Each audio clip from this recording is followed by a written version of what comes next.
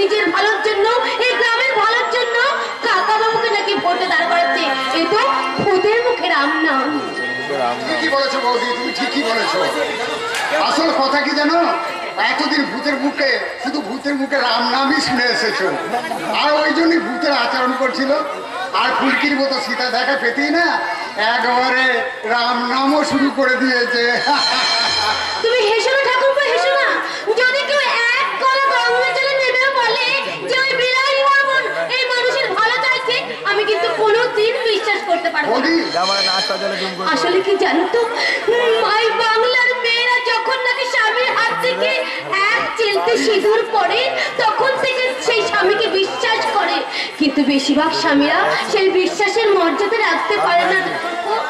চুন খেয়ে যাদের গাল পড়েছে, দই দেখলে তো তাদের ভয় লাগবেই। তা ঠিক বৌদি, তবে বৌদি এও তো হতে পারে পরিবর্তনে তুলির টানে যেমন বর্তমান ছবির ক্যানভাসের রংটা বদলেছে, সেই রকম বিলাসিতার মনটাও বদলেছে। বদলেছে চেতনা, বিবেক, মনুষ্যত্ব, মানবিকতাও। আমার মনটা বদলেছে। আমি নিজে এর বদলে সাক্ষী। তোমার বিলাসদাকে তুমি কতটা চেনো তার চেয়ে কিন্তু আমি অনেক বেশি কাটিয়েছি, কারণ দিনের পর দিন, রাতের পর রাত কাটিয়েছি আমি ওই শয়তানটার সঙ্গে। দস্যু রত্নাকর যদি বাল্মীকি মনি হতে পারে বৌদি, তাহলে তোমার ওই শয়তান স্বামীও ভালো হতে পারে বৌদি। হ্যাঁ মানছি, জীবনের শুরু থেকে বিলাসদা হয়তো অঙ্কে ভুল করতো, যার কোনো উত্তর মিলত না। কিন্তু এখন বিলাসদা সরল রেখার মতো সরলতা নিয়ে শুধু যোগের অঙ্ক করছে। যোগের অঙ্ক? হ্যাঁ বৌদি, হ্যাঁ যোগের অঙ্ক। মানুষের সাথে মানুষের যোগ করতে চাইছে, আর সততার সাথে পবিত্রতাকে যোগ করতে চাইছে, আর সত্যির সাথে ভক্তিকে যোগ করতে চাইছে। তোমরা যদি বলছো তা যদি সত্যি সত্যি হয়, তাহলে যে আমার চেয়ে খুশি বেশি আর কেউ হবে না। কারণ প্রতিদিন শীতে সিঁদুর পড়ার সময় আমি যে মনে মনে চোখের জল ফেলি, সেটা আজ সকলের সামনে বদলে যাবে আনন্দ অস্ত্র ধারাতে। কিন্তু কিন্তু কিন্তু তার আগে যে বিলাস বর্মন সত্যি সত্যি পাল্টে গেছে তার সঠিক প্রমাণ চাই। সেই প্রমাণটা আমি যতক্ষণ না পাচ্ছি, ততক্ষণ আমার প্রাণটা কিছুতেই ওই কালো মেঘের আকাশটা সরবে না। ঠিক আছে, আমি কলকাতা থেকে ফিরি, তারপরে ওই দুঃস্বপ্নের মেঘটা আমি নিচে হাতে সরিয়ে দেবো। তুমি কলকাতা যাচ্ছ নাকি? হ্যাঁ, কাল যাবো, আর দিনের পরে ফিরবো। হঠাৎ কলকাতা? কারখানার মেশিনগুলো সব পুরনো হয়ে গেছে, যে কোনো মুহূর্তে একটা অ্যাক্সিডেন্ট হতে পারে। আর এই কথা আমার মুখ থেকে শোনার পর বিলাসদা যেদিন শুনলো আর সেদিনই সিদ্ধান্ত নিল সব মেশিন নাকি নতুন হবে, আর যাতে শ্রমিকদের কোনো ক্ষতি না হয়। আর সেই মেশিন কেনার দায়িত্ব করলো আমার উপর। হ্যাঁ বুঝেছি, তা ঠিক। তো ওই মেশিনগুলো কেনার জন্য যাচ্ছ, তাই তো? হ্যাঁ ঠিক তাই। আর এই 3 দিন আমি বাড়িতে থাকবো না, ফুলকিটা একা থাকবে। আরে তুই ওকে একটু দেখিস। আর তুমি না বললো না, ওর দায়িত্বটা নিশ্চয়ই নেবে। বৌদি তুমি না। আর আমি কি বলতো, তুমি না বললো আমি ঠিক বুঝতে পেরেছি। ওই রাজ অট্টালিকা থাকলে আমি জানি যে আগামী মাসের 10 তারিখে ফুলকির সঙ্গে তোমার বিয়ে হবে। আর সেখানে শুধু আমি নয়, এই ভগবানপুরে সবাই জানে। বৌদি জানবে না কার বোনের বিয়ে হচ্ছে দেখতে হবে তো। বাবা মা বেঁচে থাকলে হয়তো আরো ধুমধাম করে বোনের বিয়ে দিতে পারতো। সজল তুমি বিশ্বাস করো বৌদি, ছোটবেলা থেকে একটা ধোঁয়াশা আমার আজও কাটলো না। তখন আমি ফুলকি খুব ছোট, আমার আচ্ছা আচ্ছা মনে আছে শেষের দিকে যখন বাবা খুব টেনশন করত, আর বাবা যে টেন্ডার গুলো পেত তা একের পর এক পাচ্ছে অন্য কোম্পানি। আর উদ্ভ্রান্তির মতো একদিন কারখানা থেকে বাবা বাড়ি এসে মাকে বলল আমি থানাতে যাচ্ছি। আর তখন এই ভগবানপুর থানার বড়বাবু ওই নারান্দা, আর থানা থেকে বাড়ি ফিরে আসে বাবা, মা খেতে দেয়, আর বাবা খাওয়ার পর বাবার শরীর খারাপ হয়। বাবা বমি করতে থাকে, আর আমি আর বিলাসদা বাবাকে নিয়ে হাসপাতালে যাই, ভর্তি করে অপেক্ষা করছি। তখনই বাড়ি থেকে ফোন আসে মায়ের নাকি শরীর খারাপ করেছে। মাকে ভর্তি করা হয় ওই একই হাসপাতালে। সেই খাবার থেকে ফুড পয়জন হয়েছে। আর পরের দিন সকালে বাবা মা 1 ঘন্টার ব্যবধানে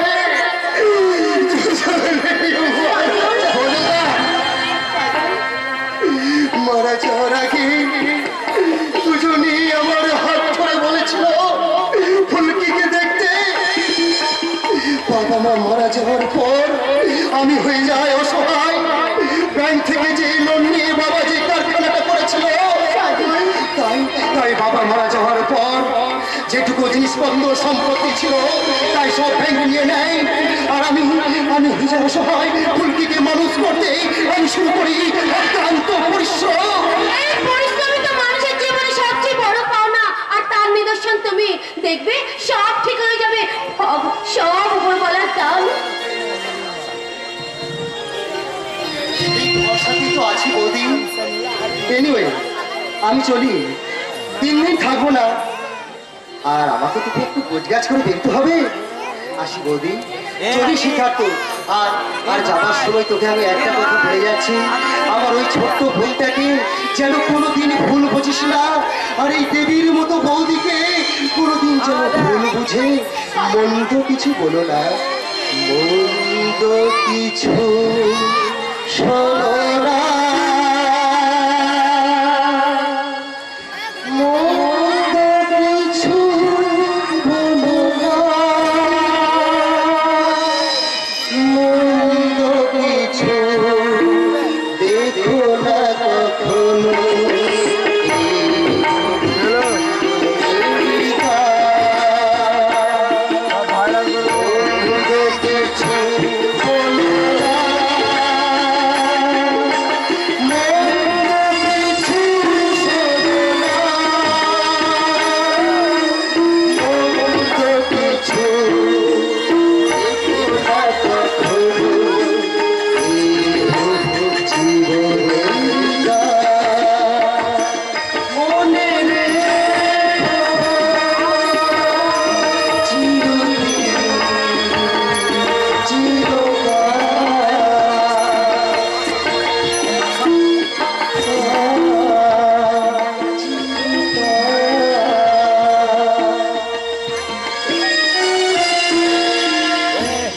আচ্ছা বৌদি, ওই বাবার মুখে শুনেছি কোম্পানি লসের জন্য সজলদার বাবা মা বিষকে আত্মহত্যা করেছিল, কিন্তু এখন আমি যে সজলদার মুখে শুনলাম তাতে করে একটা রহস্য গন্ধ পাওয়া যাচ্ছে বৌদি।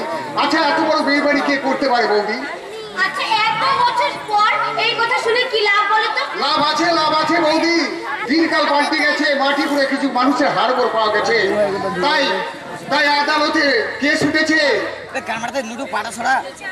আর নেতা থেকে আদলা পর্যন্ত কেউ বা গ্রেপ্তার হচ্ছে, আর কেউ বা জামিনের ভয়ে লুকিয়ে বেড়াচ্ছে। আচ্ছা বৌদি, এইসব কথা তোমাকে বিলাস একটাও বলেনি কিছু? 24 ঘন্টার মধ্যে তোমাদের বিলাস দা আমার সঙ্গে 24টাও ভালো করে কথা বলবে সিদ্ধার্থ।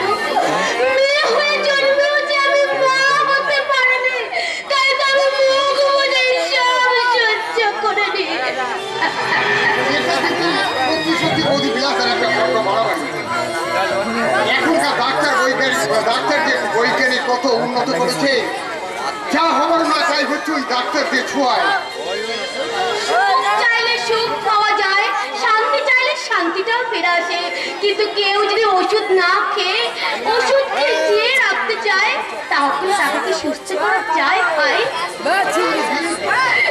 এই বিরল মর্মুল অত্যাচারা কিচ্ছু বোঝে না, নিজের শোক শান্তি ছাড়া সে কিচ্ছু বোঝে না ভাই। তাই তো আমি ওর অত্যাচারে একটু একটু করে কুমড়ে কেঁদে মরে যাচ্ছি।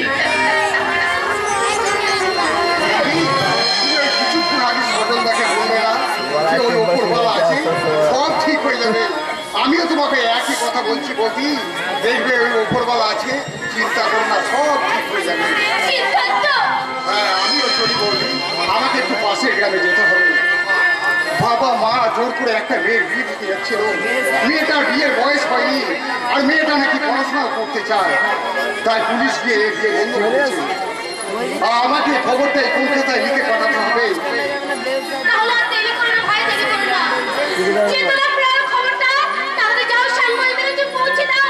এক্ষুনি তুমি গ্রামে ফিরে যাও। আজকে মহারানী এই মানবতার কলম ধরে ভগবানের কাগজে সভ্যতার খবর লিখতে এই সাংবাদিক চললো পাশের গ্রামে বৌদি।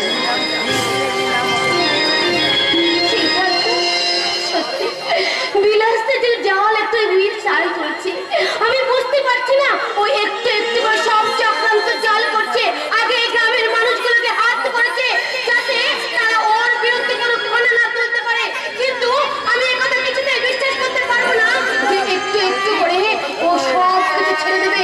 আমি জানি ও যে ফোনা তুলছে সেই ফোনে হয়তো একদিন এই গ্রামবাসীরা সবাই কোটিয়ে উঠবে, সবাই তার বলে নিশ্চিত হয়ে যাবে। সাবধান সাবধান এগিয়ে আসছে ওদের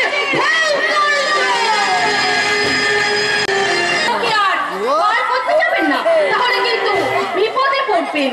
অপরাজিতা, আমাকে দেখে চমকে উঠবেন না, আমিও আপনাদের মতো স্যারের কথা অনুযায়ী হয়ে কাজ করছি। সেটা বুঝলাম, কিন্তু এই প্রকাশ্য দিবালোকে হাটখোলায় কি কাজ করছেন শুনি? আমার কাজটা খুব সিম্পল, আমি ফোন করে ফুলকিকে এখানে ডেকে আনি। বেশ, এটা নয় বুঝলাম, কিন্তু এখানে হবেটা কি? এখানে খেলা হবে, খেলা খেলা হবে? হ্যাঁ, সদের সাথে অসদের খেলা। আসলে কি জানেন তুষার বাবু, আর এই ভগবানপুরে এখন আমি নানা অন্যায় কাজ করেছি, মানুষকে মানুষ বলে ভাবিনি, মানবিকতাকে পাত্তা দিইনি। আমার লোক মানুষের আগুনে আমি ভগবানপুরের মানুষকে আমি জ্বালিয়ে পুড়িয়ে ছাই করে দিয়েছি। বিলাসবাবু, এটা আপনি কি বলছেন? ঠিকই বলছি। আজ তাই তোমার বড্ড অনুশীলন হচ্ছে তুষার বাবু, বড্ড অনুশীলন হচ্ছে। বেড়াল বলে রান্না করে যাবো না আর মাছ খাবো না। আরে বিড়াল নয়, এতদিন খেতে খেতে বিড়ালের ভুলে চড়া পড়ে গেছে ফুলকি। হ্যাঁ, তাই তো আমি সমস্ত পাপের প্রায়শ্চিত্ত করবো বলে এই হাট কলতে আমি সবাইকে ডাকলাম। এই শোনো, তোমরা শোনো, যে যেখানে সেখানেই থাকবে, কেউ চলে যাবে না, কেউ মুখ নিচু করে থাকবে না। তোমাদের অত্যাচারী বিরাজ বর্মণ আজ সমস্ত পাপের প্রায়শ্চিত্ত করবে। তোমার কথা আমি বুঝতে পারছি না বিলাসদা, এখন বিশ্বাস করতে পারছি না। আরে জানি ফুলকি, আমি জানি, আরে আমি জানি যে আমি ফোন করে ডাকলে তুমি আসবে না, তাই অপরিচিতকে দিয়ে তোমাকে ফোনটা আমি করিয়েছিলাম। স্যার, ফুলকি আমি তোমাকে বলেছিলাম না তুমি তুমি এসো, তোমার কোনো অসম্মান হবে না। কি এখন খুশি তো? খুশি। বিলাস আমার দাদার মতো, ও চায় যদি ও নিজের অন্যায় স্বীকার করে সবার কাছে ধরা দেয়, তাহলে বোন হিসেবে আমি তো বেশি খুশি হবো। আমি কথা দিচ্ছি, তুমি যদি নিজে সারেন্ডার করো তাহলে প্রয়োজনে এসপি সাহেবের কাছে দৌড়াদৌড়ি করে যাতে তোমার শাস্তি কম হয় আমি সেই চেষ্টাই করবো। বিলাসদা, আরে ওসব কিছু করতে হবে না ফুলকি, ওসব কিছু করতে হবে না। পারিস তো রাখি পূর্ণিমার দিন আর ভাই ফোটার দিন জেলে একবার এসে আমার সঙ্গে দেখা করে যাস। এই সফল, তোকে আমার সঙ্গে সারেন্ডার করতে হবে রে। আমি কেন সারেন্ডার করব? যা করেছি সব আপনার কথাতেই করেছি। আরে আজও তুই আমার কথাই শুনবি রে সফল, আমার কথাই শুনবি। এই নিন তুষার বাবু হ্যান্ডকাপ লাগান। আচ্ছা, হ্যান্ডকাপ তো আনি নাই। কেন আপনার মতো অসাধু পুলিশ অফিসাররা আসামের ঘরে যায় হ্যান্ডকাপ নিয়ে নয়, যায় ফাঁকা মনে ব্যাগ নিয়ে। আরে তুই ঠিক বলেছিস ফুলকি, তুই ঠিক বলেছিস। আরে আমার তো মাথাতেই ছিল না যে তুষার বাবু আমাকে অ্যারেস্ট করতে পারেনি না, কারণ আমার মতো তুষার বাবু সমান দোষী। বিলাসবাবু, স্যারের মতন আপনাকেও সারেন্ডার করতে হবে। এ কি গেল? আমাকে সারেন্ডার করতে হবে? হ্যাঁ, করবেন করবেন করবেন। আপনি তো আমাদের চেয়েও বেশি দোষী, চিরকাল ঘুষ খেয়ে এসেছে আর আমাদের অন্যায়টাকে সাপোর্ট করে এসেছে। তাই আপনার উচিত কর্তব্যে সারেন্ডার করা। আরে ঠিক আছে ঠিক আছে, দোষ যখন আমরা তিনজনেই করেছি তখন আমরা তিনজনই সারেন্ডার করবো, কিন্তু প্রথমে কে সারেন্ডার করবে সেইটা ঠিক করবো ওই ফুলকি। আমি হ্যাঁ ফুলকি, হ্যাঁ তুই তুই তুই হ্যাঁ, অপরিচিত তোর চোখে কালো কাপড় বেঁধে দেবে। আর তোর মনে আছে সেই ছোট্ট বেলায় তুই কানামাছি ভোগ খেলা খেলতিস, আর আজও তুই সেই ছোট্ট বেলার মতো কানামাছি ভোগ খেলবি।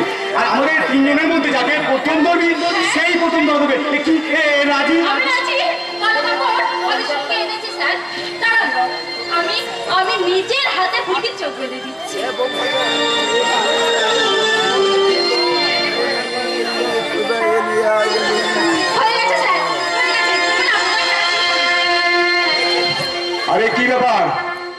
গাড়িও দেখলো, যাও আমার গাড়িটা নিয়ে স্টেশনে যাও, একটা বড় দোকান থেকে 1 বোতল মিনারেল ওয়াটার কিনে নিয়ে এসো, আর সেটা নেবে ব্র্যান্ডেড কোম্পানি, কারণ এই রোদে খেলতে গিয়ে ফুলকি খুব চেষ্টা পাবে। যাও যাও আমি এক্ষুনি যাচ্ছি স্যার, আমি এক্ষুনি যাচ্ছি। ফুলকি, তাহলে এবার খেলা শুরু করি। এই কানা মাছি ভো ভো, যাকে পাবি তাকে ছো, কানা মাছি ভো ভো, এই যাকে পাবি তাকে ছো।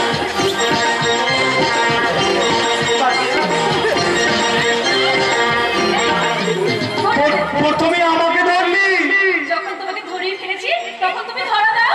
আরে ধরা তো আমি করিয়ে দিয়ে দিয়েছি, এবার তুমি আমাকে ধরতে দাও। এবার তুমি বলো, এই সালোয়ার কামিজ তুমি নিজে খুলবে, আমি জোর করে খুলে দেবো। এই তুষার বাবু, তুমি বাইরে গিয়ে একটু দাঁড়ান, দেখুন কোনো ডিস্টার্ব না হয়। মনে কাল সিনটা একটু উপর করবো, আপনি মনে বাড়ি এলেন। আরে এত ছটফট করে না ফুলকি, এত ছটফট করে না। আরে এতে তোমার কষ্ট হবে আর আমার হাতে পায়ে লাগবে। আরে এসব কাজ তো শান্তিতে করতে হয়।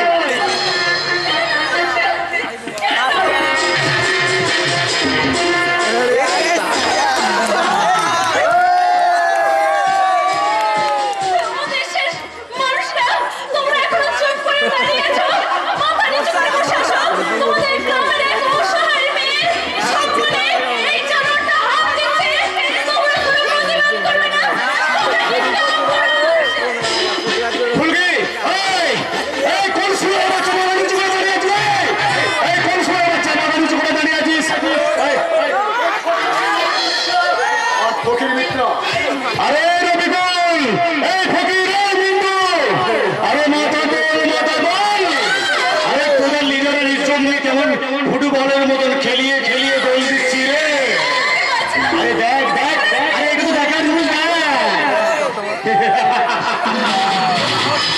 আর যে সুরের বাচ্চা না দেখবে, তার চোখ দুটোকে আমি সারা উপরে নেব।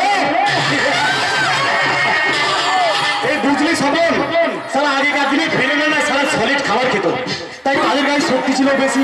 সারা এখন ভেজাল খাবার, সারা শরীরে শক্তিও কমে গেছে, তাই শরীরের স্ট্যামিনাটা একটু বাড়িয়ে নেওয়া দরকার। তুই একটু ধর ওকে।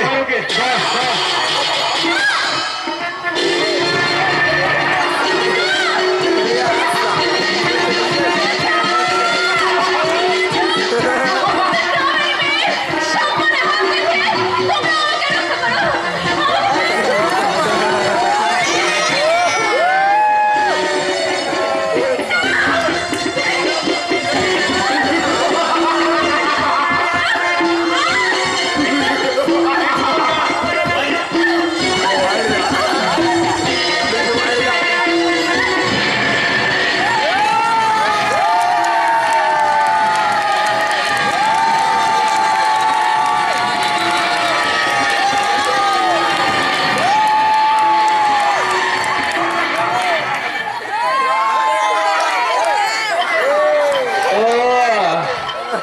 ও কি গরম রে।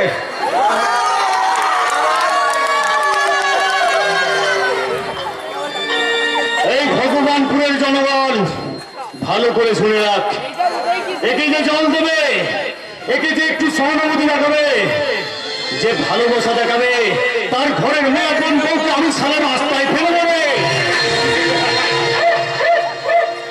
একটা কথা মনে রাখিস, ডাক্তার দেখালে কেউ কেউ বিষ সঠিক সময়ে তোলা যায়, কিন্তু আমার বিষতলা তোলা যায় না। এ জন্মে ছোলের দাগ দাগ পরের জন্মেও থাকবে। না এলাকাপতি, না হোমিওপ্যাথি, না কবিরাজি, আমি বাকি বললে আমি সালা জিতি রে, আমি জিতি।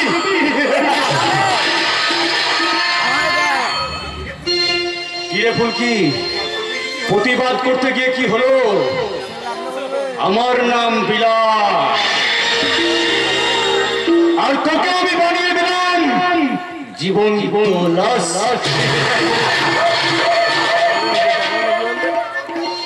তুই সেদিন ঘরের মধ্যে চড় মেরে আমার সম্মান নষ্ট করেছিলি, আর আমি এই সবার সামনে তোর সম্মানটাকে নষ্ট করে দিল। আজ থেকে এই গ্রামে তোর কোনো বাবা নেই, কাকা নেই, দাদা নেই, সবাই তোর নাগর রে নাগর। আর কাল থেকে নয় বাচ্চা বাচ্চা ছেলেগুলো তোর শরীরের পাবলিসিটি করে এই সিটি মারবে রে, সিটি। আমি জানি কাকে লজ্জায় ঘিন্নাই তুই গ্রাম ছাড়বি। ওই রাখি পূর্ণিমার দিন আর ভাই ছুটার দিন আমার বাড়িতে আসিস রে বোন, আমার বাড়িতে আসিস। ছোট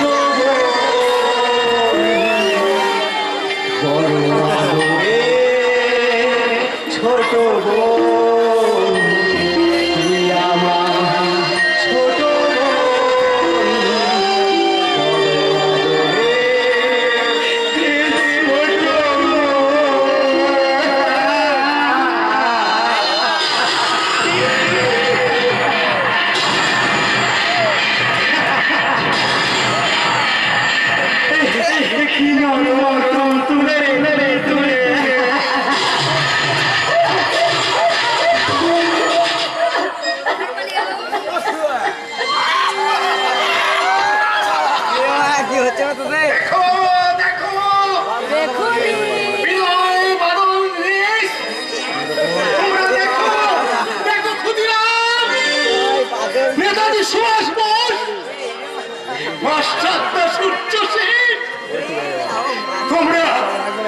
তোমরা কি চিনতে পারছো তোমাদের দলিত ধরিত্রীকে? আমি কিন্তু চিনতে পারছি। ধরিত্রীর শরীরে আমি জড়িয়ে দিলাম।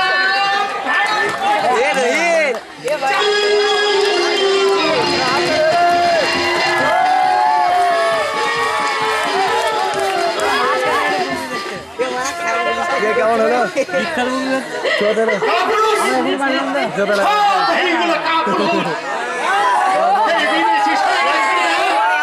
বিদেশি সৈন্যচারীরা ধরিত্রীকে নগ্ন করে দিয়েছে, লাগিয়ে দিয়েছে কলঙ্কের ফলে। তবু সারা এগিয়ে আসবে না।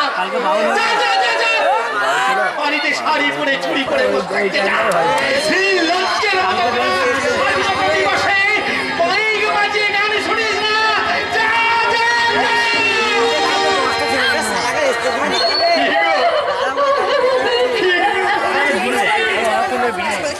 তুমি চুপ করে আছি। ওঠো ওঠো ধরিত্রী, তুমি ওঠো।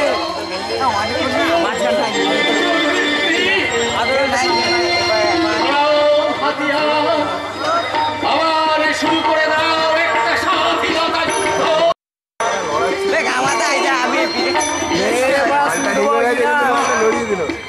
এইটা শুয়ে পড়ছে, এই তো সেই রক্ত দিয়ে রাঙিয়ে দাও এই সভ্যতার মাটিকে। তোমার চোখের কোণ থেকে কালিমা লিপি দাও এই জনগণের বুকে। এ লজ্জা তোমার নয় ধরিত্রী, এই লজ্জা সমাজে, এই লজ্জা তাদের যারা রক্ত দিয়ে আমাদের স্বাধীনতাকে এনে দিয়েছিল। এই লজ্জা সেই সব মহামহাত্মা। তাই তো কবিগুরু রবীন্দ্রনাথ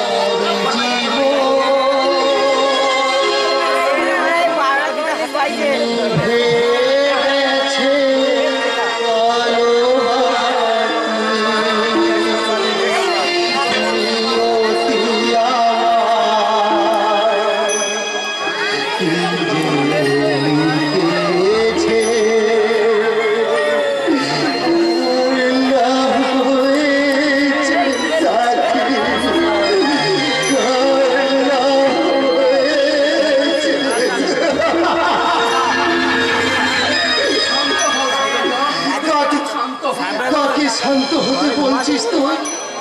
জোয়ারের সময় সমুদ্রকে বলছিস শান্ত হতে? তুষারপাতের সময় পাহাড়কে বলছিস শান্ত হতে? হ্যাঁ হ্যাঁ, আমি এখন তুষারপাতের পাহাড়, ভূমিকম্পের চেয়েও অশান্ত। ইচ্ছে করছে এই গোটা ভগবানপুরকে লন্ড ভণ্ড করে দিতে। ইচ্ছে করছে এই দুটো হাত দিয়ে ওই ছেলের বাচ্চাকে আসবরকে এখনই খুন করতে। না, কুকুরের কাজ কুকুর করেছে,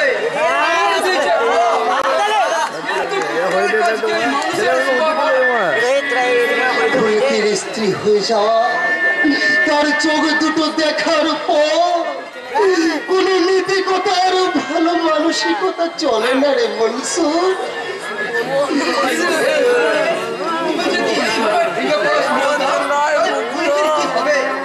মনসুর, আমি তো সেই জন্য স্ত্রী হতে পারছি না রে মনসুর।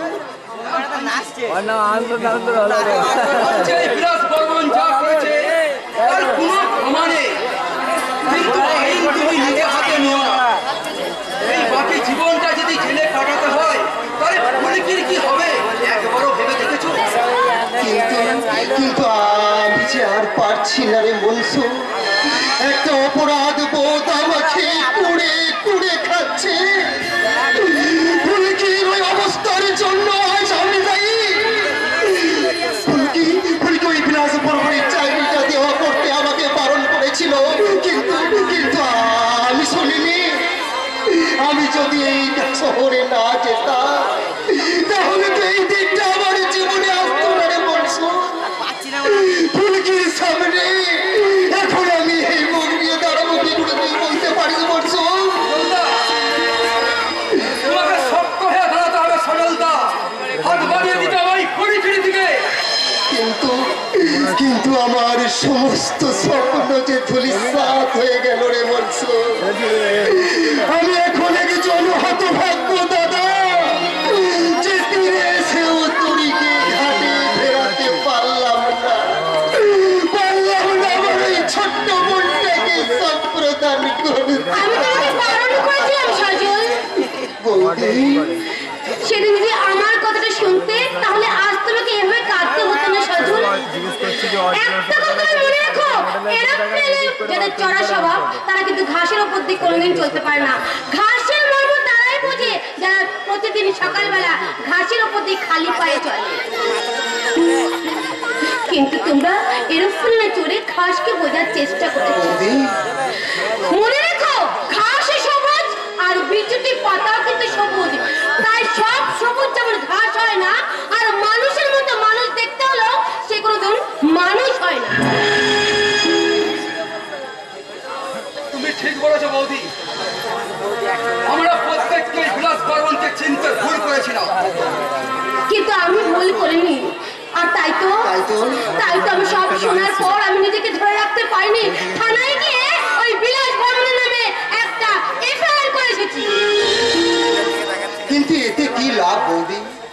ওই শয়তানটা টাকা ছিটিয়ে ওই থানাকে কিনে নিয়েছে। তাই তো এই ব্যাপারে কোনো স্টেপই নেবে না বড় বাবু। জানি, কিন্তু আইন আইনের পথেই চলবে। তাই তো লোকাল থানায় একটা ডায়েরি করে এসেছি। এরপর তুষারবাবু যদি কোনো স্টেপ না নেয় তাহলে আমি এসপি সাহেবের কাছেই যাব। তুমি যার বিরুদ্ধে প্রতিবাদ করছো বৌদি, সে কিন্তু তোমার স্বামী। স্ত্রী হয়ে পারবে তো ওই স্বামীকে কার গলায় দাঁড় করাতে? সাদা সিঁদুরের দায়িত্ব পালন করতে গিয়ে থেমে যাবে না তো তোমার প্রতিবাদ? কারণ তোরা আমার সন্তান, ওই ফুলকিকে আমি মেয়ের মতো করে ভালোবাসি, আর তোরা আমার সন্তানের মতো। তাই ওই বিশাল বর্মনের প্রতিবাদ করতে না পারলেও তোদের মা কিন্তু কখনো চুপ করে থাকবে না। কারণ স্ত্রী দেয় ছায়া, আর শাখা সিঁদুরের কর্তব্য থেকে স্ত্রীর মায়া কিন্তু অনেক বেশি। বৌদি, শোন সজল, আমি যে তোমার মনের মধ্যে আমার মায়ের স্নেহ, আর তোমার চোখের মধ্যে আমার মায়ের ছায়া দেখতে পাচ্ছি। তাই তো আজ আমার বলতে ইচ্ছে হচ্ছে, চোখে দেখেছি যে মায়ের তোমার চোখে দেখেছি মায়ের দেহ ছায়া।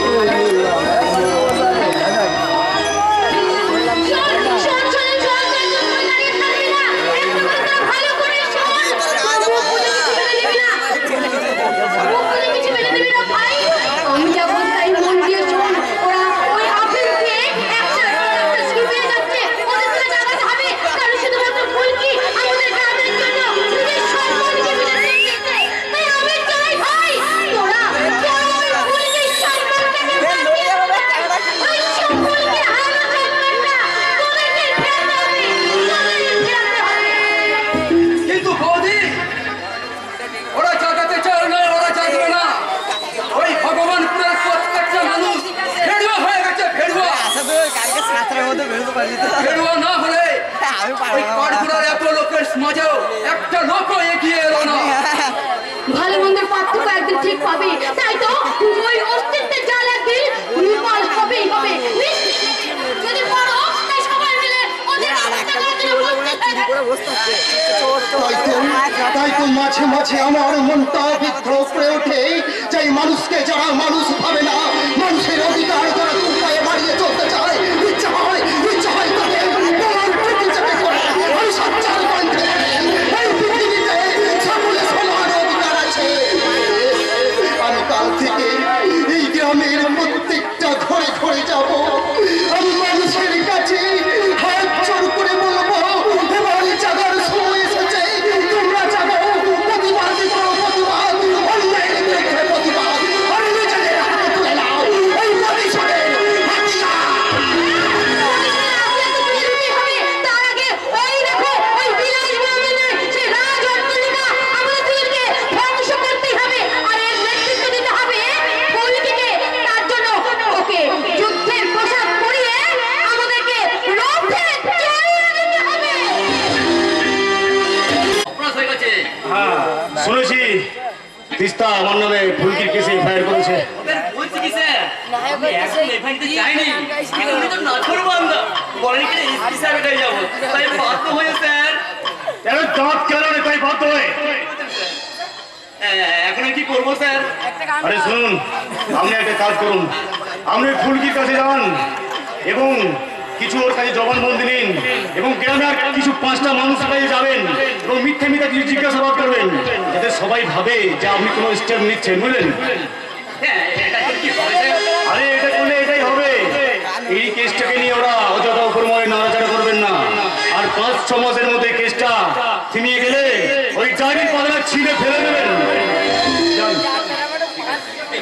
মানে এখন কোথায় স্যার? আমি শুনলাম, স্বপনের মুখে শুনলাম যে হাটখোলা থেকে সিদ্ধার্থকে বাড়িতে গিয়ে রেখেছে। এক কাজ করুন তো যাবো, আকাশে মেঘ চলেছে, বৃষ্টি হতে পারে। তুমি বৃষ্টি হওয়ার আগে ফুলকির কাছে যাবে। তুমি যাও।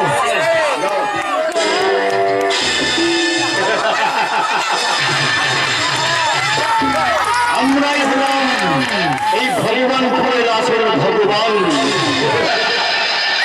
আমরা এদিকে খানা বানাই, কোট সাজাই, আইন তৈরি করি। জানেন দাদা, যার টাকা আছে আইন তার কাছে খোলা আকাশের মতন, আর যার টাকা নেই আইন তার কাছে মকরসের জলের মতন। তাই তো আমাদের বাবা রাজনীতির লাইন ধরে ছুটে জানে সাকসেসের রাজধানী এক্সপ্রেস। सारे जहां से अच्छा स्वप्न देखिए আমরা এবার একদিন এদেশের স্বাধীনতা গণতন্ত্রকে ধর্ষণ করি, ভারত মায়ের চক্রাচা শুয়োরের বাচ্চা আমরা। ফুলকি, তুমি ভেবেছিলে আমার জাল কেটে তুমি বেরিয়ে যাবে, কিন্তু না,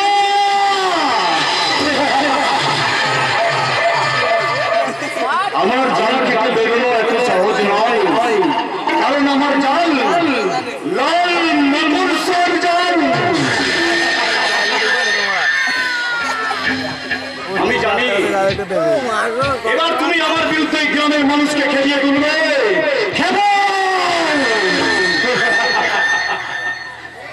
তুমি জানো না আমি সারা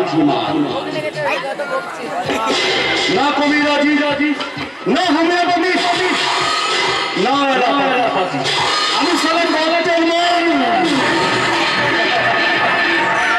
আমি বাজি ধরলে আমি সারা জিতি রে, আমি জিতি।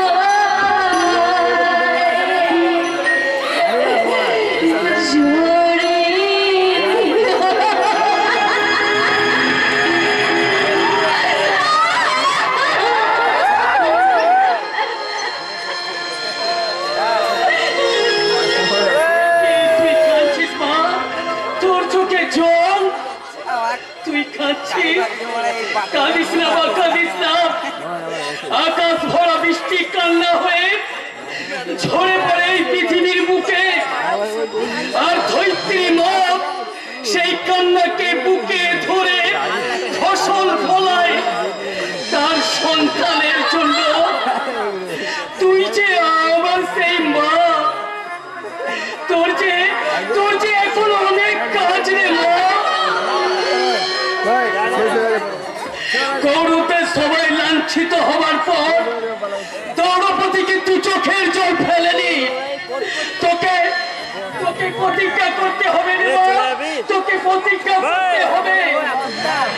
যতদিন না ওই দ্রৌপদীর মতো কৌরবদের শাস্তি হচ্ছে ততদিন তুই চুল বাঁধবি না।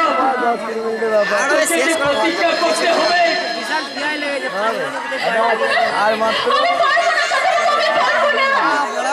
কেমন করে পারবো কথা বলবো? আমার জীবন খাতায় হিসাব নিকাশটা সবচেয়ে আজ গর্বই হয়ে গেছে। আজ মনে হচ্ছে কাদের জন্য আমি লড়াই করতে ময়দানে নেমেছিলাম। একজন কাপুরুষের জন্য ওরা আমাকে যত আঘাত দিয়েছে তার চেয়ে বেশি আঘাত দিয়েছে এই গ্রামের মানুষগুলো। আজ আমার ভাবতে লজ্জা হচ্ছে আমি এদের জন্য লড়াই করতে নেমেছিলাম। এরা দাঁড়িয়ে দেখলে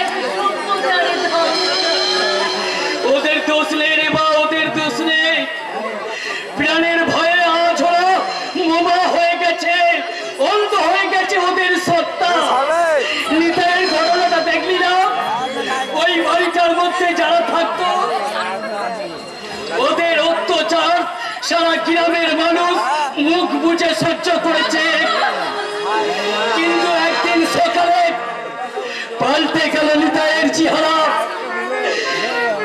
প্রতিবাদের ভাষায় চলতে উঠল লোকরা রাজনীতির লড়াই, কিন্তু ওরা ভয় পায় বলি ওদের ভয় দেখানো হয়।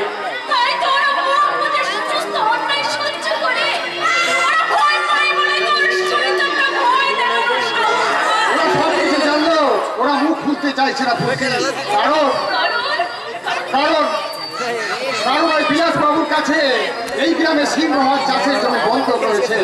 যাদের কাছে যেমন সূর্যের গুরুত্ব, একটা চাষির কাছে জমি ঠিক দরকার, তাই তারা জমি হারানোর ভয়ে কেউ কিছু বলতে চাইছে না।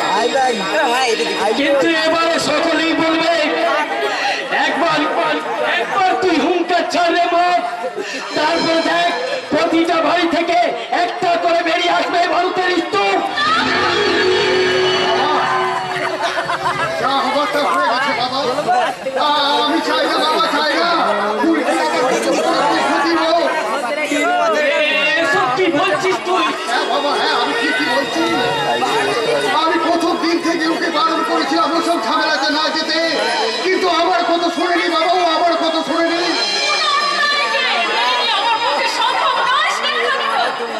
কিন্তু ন্যায় লড়াই করতে গিয়ে তুমি কি আমার কথা একটু ভাববে ফুলকি? আমি যে তোমাকে ছাড়া বাঁচবো না, তাই আমি চাই সমস্ত ঘটনাকে দুর্ঘটনা মনে করে ভুলে যেতে। বাবা আমি ফুলকিকে বিয়ে করে ফুলকি ফুলকি তুমি আমাকে বিশ্বাস করো ফুলকি, আমি ভাড়া বাড়িতে থেকেও সুখী শান্তিতে সংসার চালাতে পারবো ফুলকি। ফুলকি রে,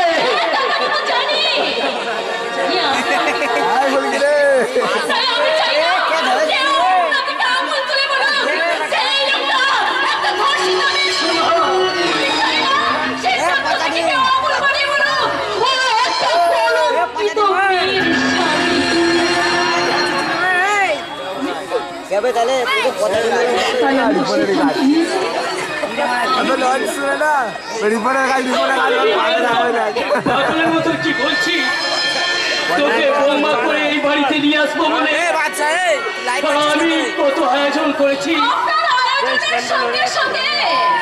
আমিও যে শেষ হয়ে গেলাম।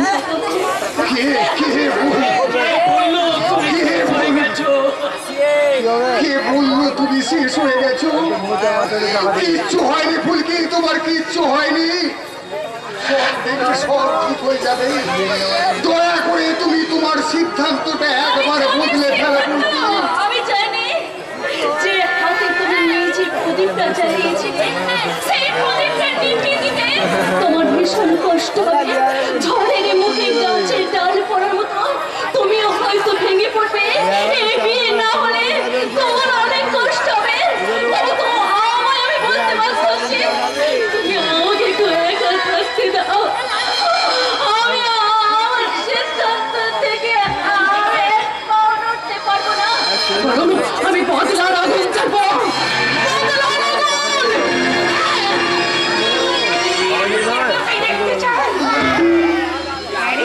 যে শয়তানটা তোকে এত বড় শাস্তি দিয়েছে, আমি চাই তুই তাকে নিজের হাতে শাস্তি দিবি। কি বলছো ঠাকুমা? আমি তো তোমার এসেই তো বলেছেন, তবে আমি প্রশ্ন করতে বাধ্য হচ্ছি, কেন এসেছেন এখানে আমাদের মজা দেখতে? আরে উত্তেজিত হবেন না সঞ্জীব বাবু, উত্তেজিত হবেন না। আসলে তিনটা দিন থানায় এফআইআর করেছে বিলাস বর্মনের নামে। উনি নাকি ওই ফুলকি নামে কোনো এক মেয়েকে রেপ করেছে। এই ব্যাপারে একটু জিজ্ঞাসা করতে এলাম আর কি, এখানে ফুলকি কে? আপনার কি ভুলে যাওয়ার রোগ আছে? হ্যাঁ, তা একটু আছে।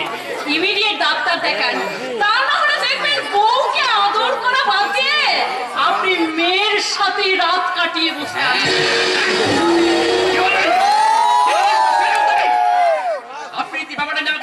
আবেদন করতে হবে।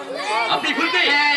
আচ্ছা বলুন তো, ওই বিলাস বর্মন যখন আপনাকে রেপ করছিল, তার আপনার শরীরে ঠিক কোথায় কোথায় হাত দিয়েছিল?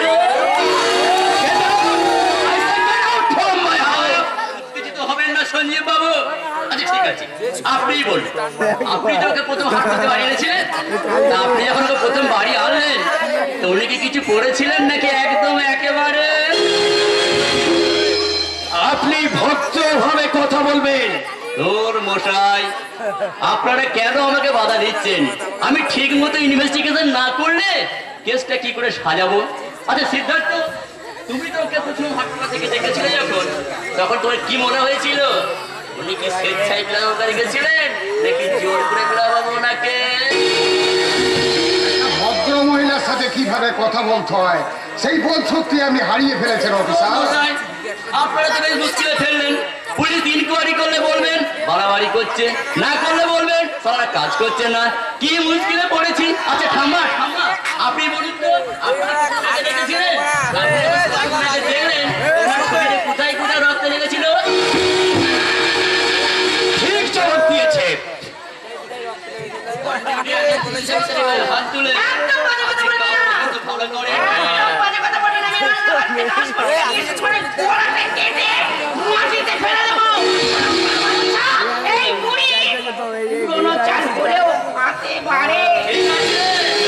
আমিও দেখে নেবো পুরনো চাল কতটা পাতে পারে। চলে দাঁড়ান, এতক্ষণ তো আপনি অনেক প্রশ্ন করলেন, এবার আমার কয়েকটা প্রশ্নের আপনি দয়া করে উত্তর দিয়ে যাবেন। শুনেছি বাড়িতে আপনার একজন অল্প বয়সী মেয়ে আছে, তা কেউ যদি আপনার মেয়েকে প্রকাশ্য দেওয়ালকে অসম্মান করত, তাহলে আপনি কি তাকে তদন্ত করার নামে এই কথাগুলোই লিখতেন যে কথাগুলো আপনি আমাকে বললেন? আপনি এই কথাগুলোই লিখতেন যে আপনার মেয়েকে যে ধর্ষণ করেছিল, তারপর আপনার মেয়ে ফিরে আসার পর আপনার মেয়ের শরীরে কোনো পোশাক ছিল কিনা, আপনার মেয়ে সেই শয়তানের কাছে স্বেচ্ছায় গিয়েছিল কিনা, আপনার মেয়েকে ধর্ষণ করার পর আপনার মেয়ের শরীরে কোন কোন জায়গা দিয়ে রক্ত বেরিয়েছিল,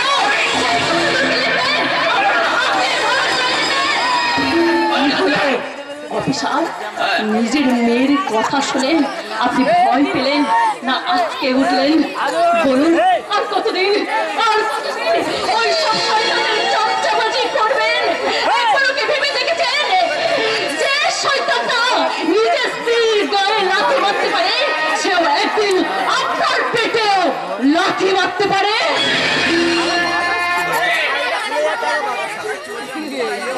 ও ঠিকই বলেছে অফিসার। আপনি দয়া করে এখান থেকে যান স্যার, কোনো তদন্তের প্রয়োজন নেই। আমি চাই না ফুলকিকে নিয়ে গ্রামের 5 জন আলোচনা করুন, আর তদন্তের নামে কৌশল আপনি বন্ধ করুন স্যার। তুষারবাবু, ঘুষের টাকার জন্য আপনি দেখছি আপনার পোশাক টাকার চরিত্রকে বিক্রি করে ফেলেছেন, কিন্তু সুযোগ পেয়ে গেছি আপনার বউ বাচ্চাকে আপনি বিক্রি করে দেবেন। ছবি আমি আমার ঘরের সামনে বাঁধিয়ে রাখবো। মাটির ভিতরে বসে বড় বড় ভাষণ দিয়ে খুবই সহজ কাজ, কিন্তু জলে ভিজে রোদে পুড়ে মাঠে নেমে ভোটে জিততে গেলে বোঝা যায় আসলে নেতা হওয়াটা কত কঠিন কাজ। ঠিক আছে, আজকে তোমাদের পালা, তোমরা বললে যেদিন এই তুষার পালের পালা আসবে সেদিন এই তুষার পাল সেদিন বলবে। চলে অনেক হয়েছে ফুলকি, আর নয়।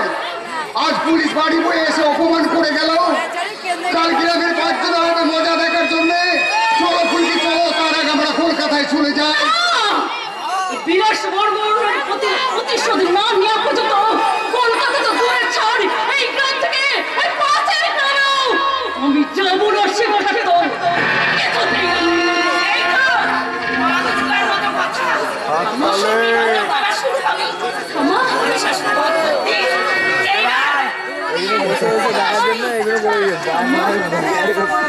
আমি চাই এবার আমি গিয়ে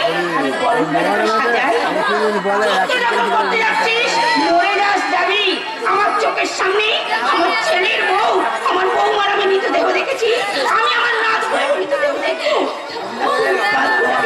আমি চিন্তাতেই চোখের জল ফেলবো। তবে হ্যাঁ, যদি বেঁচে ফিরে আসিস তাহলে আমি তোর কপালে বিজয় তিলক দেখতে চাই রে বললি। তোর কপালে আমি বিজয় তিলক দেখতে চাই।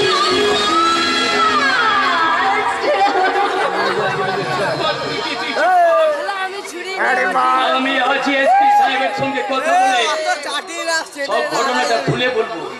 উনি নিশ্চয়ই এর একটা ব্যবস্থা করবে। আপনি খুশি হয়েছেন তো দাদু বাবু? খুশি রে মা, খুব খুশি। দেখছিস না আমার দু চোখ দিয়ে খুশির কান্না বেরিয়ে আসছে।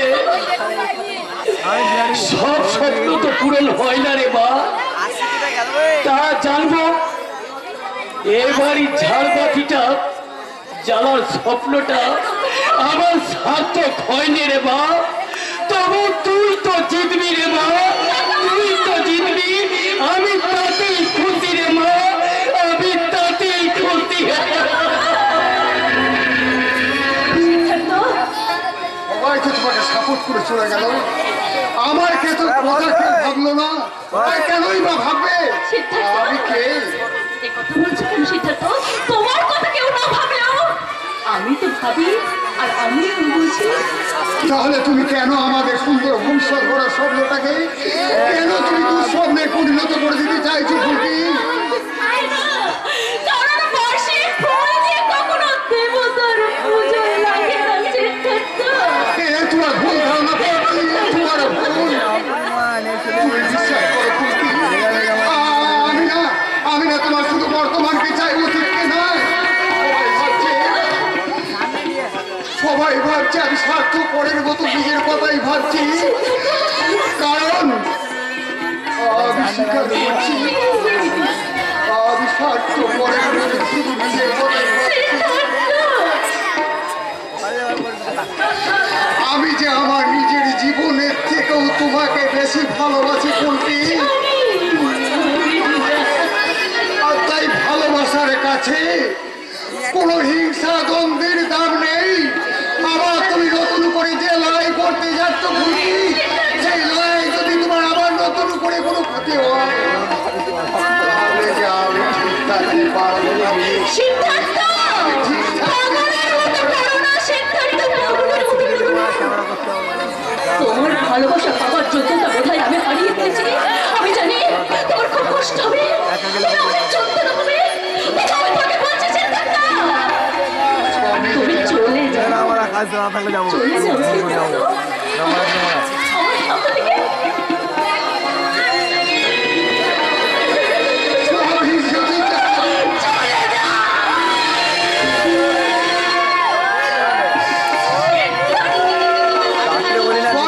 জানো ফুলকি, তাহলে সমস্ত কিছু ছেড়ে কেন তুমি সমুদ্র ঢেউয়ের মতন আমার বুকে আদিনে এসে পড়ছো না ফুলকি?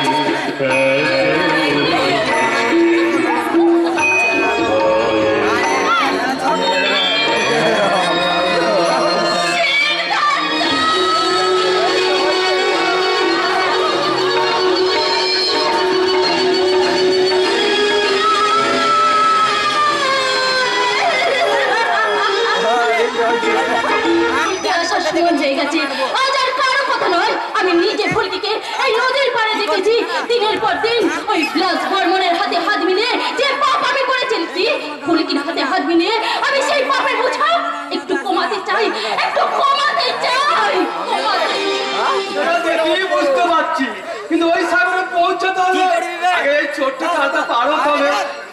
আপনাকে তো ঠিক আমি চিনতে পারলাম না। গড আল্লাহ ভগবান, আমার বলছিলেন কথাও না, আমি হচ্ছি নকল হনুমান। আসল হনুমান আমার জন্য জীবন দিতে রাজি ছিল, আমি এই নকল হনুমান সীতার জন্য জীবন দিতে রাজি আছি। বেশ মজার মানুষ তো আপনি। তা আপনার সীতাটি কে? ফুলকি দিদিমণি না, ফুলকি দিদিমণি। আগের দিন আপনার ঘরে ফোনে একা গিয়ে ফুলকি দিদিমণি সর্বনাশ হলো, তাই আজকাল আগে একা আসতে দিনি, আমি সঙ্গে এসেছি। সেদিনের জন্য সত্যি সত্যি আমি খুব অনুতপ্ত। একজন মেয়ে হয়ে আর একজন মেয়েকে আমি বাঁচাতে পারলাম না। আসলে ওই বিলাস বর্মন। গড আল্লাহ ভগবান, ওই ঠেংনার কথা বলবেন না, তককে তককে আছি, একবার সুযোগ পাই শালা আমার আমিও তাই চাই, ওই শয়তানটা আমারও। আপনারও। আচ্ছা ওই বাচ্চারা এটা কি অন্য কোনো কাজ হয় নাকি? আচ্ছা এখন বলুন ফুলকি দিদিমণিকে এখানে ডেকেছিলেন কেন? একটা অতীত ইতিহাস জানাবো বলে। কি সেই ইতিহাস? ফুলকি বা সজল বাবু এই কথা কেউ জানে না। আজ থেকে 20 বছর আগে খাবারের সময় বিষ মিশিয়ে ওই বিলাস বর্মন ফুলকির বাবা মাকে খুন করে দিল।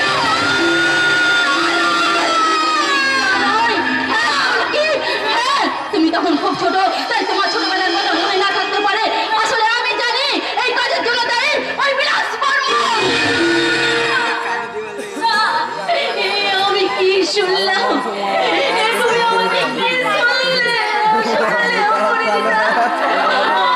আমার বাবাকে, আমার মাকে ওই শয়তানি বিলাস বর্মন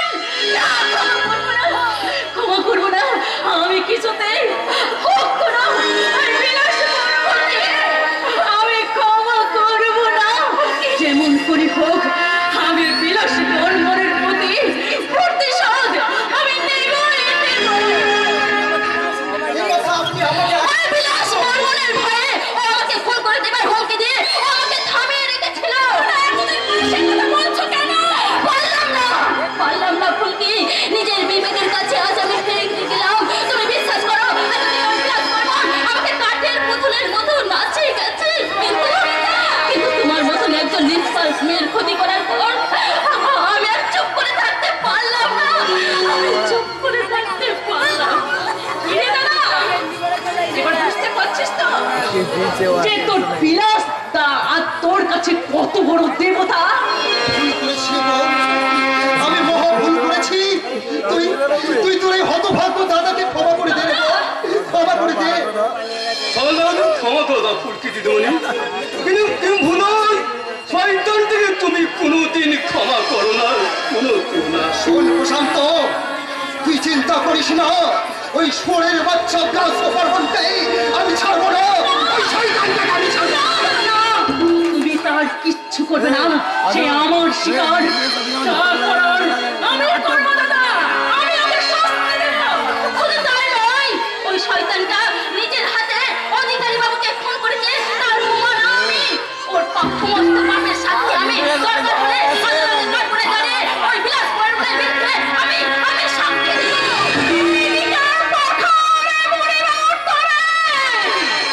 বিলাস বর্মন এবার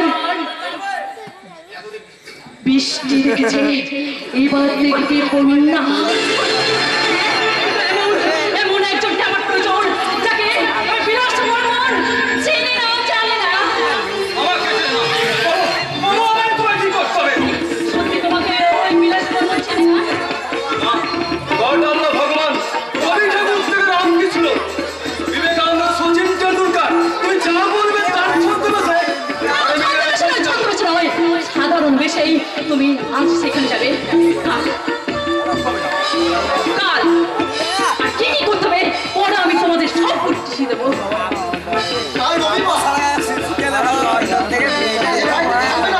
জানি থাকবে বাগান বাড়িতে, আর বাগান বাড়ির ঠিকানা আমি দেব। কাল থেকে বিলাস বর্মন চড়কি নাচে নাচবে। এতদিন সে হাতে ধানের শীষ ধরা মা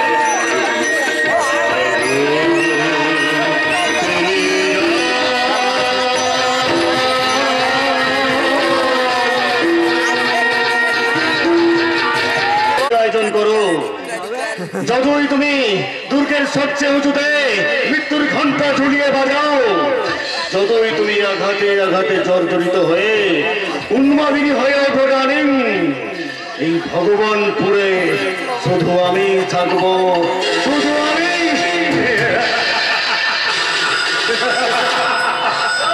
ভগবান, আজকে আমিও তো এক কথাই বলছি বাবু, কিন্তু লোকে শুনছে না। কি তুমি আমাকে আজকে চারটি বেটা ছেলে পরীক্ষা করে দেখতে পারে কি বলে মূল্য। ইডিয়েট! আরে তুমি এখানে ঢুকলে কি করে? তোমাকে কেউ আটকালো না? এই দেখো দেখো, এটা কি মহাকরণের জ্ঞান নাকি যে মুখ্যমন্ত্রীর সঙ্গে দেখা করতাম 14 জায়গায় আটকাবে, তারপর মোটার ডিরেক্টর দিয়ে পরীক্ষা করবে? আরে এটা তো আপনার বাড়ি, আমার জন্য অবৈধ দাঁড়। আরে কিন্তু তোমাকে তো আমি চিনি না, তুমি কে সেটা বলবে তো। গড আল্লাহ ভগবান, বলছি নেতাজি সুভাষচন্দ্র বসু নাম শুনেছেন? হ্যাঁ শুনেছি। আমি নেতাজি সুভাষচন্দ্র বসু নয়, তাহলে? বলছি বোম্বের বলিউড শাহরুখ খানের নাম শুনেছেন? হ্যাঁ শুনেছি। আমি শাহরুখ খানের নয়। আরে তুমি তাহলে কে সেটা বলবে তো। বলছি প্রশান্ত ভট্টাচার্যের নাম শুনেছেন? আরে না না, সেটা আমার কে?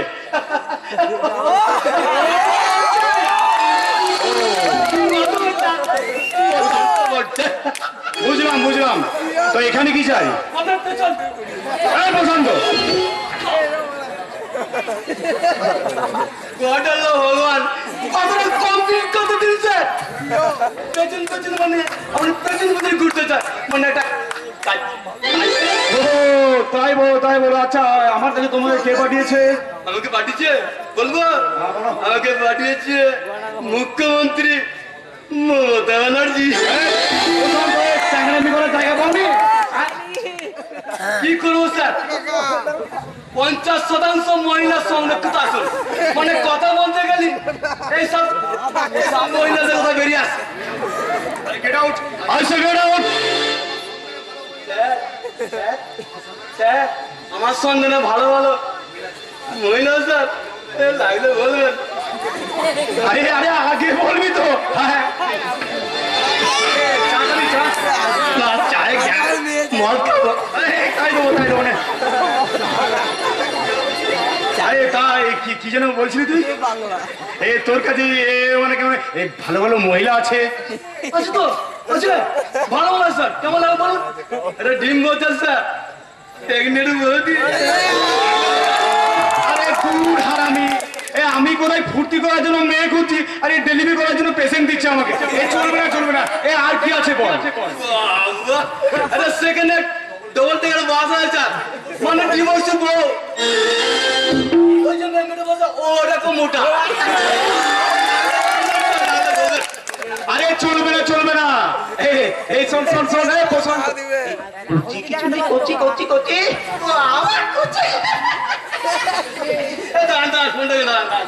তাড়াতাড়ি কর ফোনটা করে, আমার তোর সইছে না।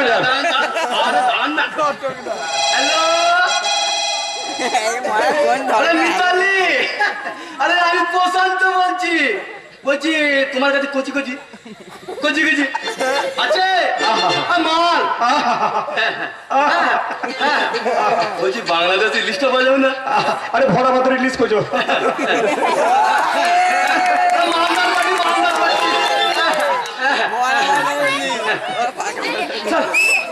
আচ্ছা ওকে আই লাভ টু।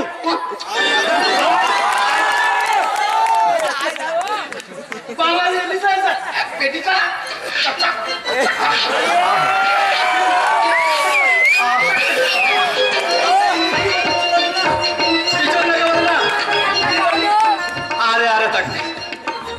আরে কি তো চাই বসন্ত, কি তো চাই?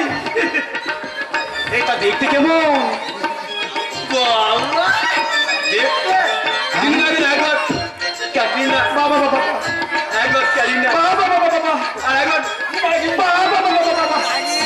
অসাধারণ। আরে কাটিনার মতো চুপ, কারিনার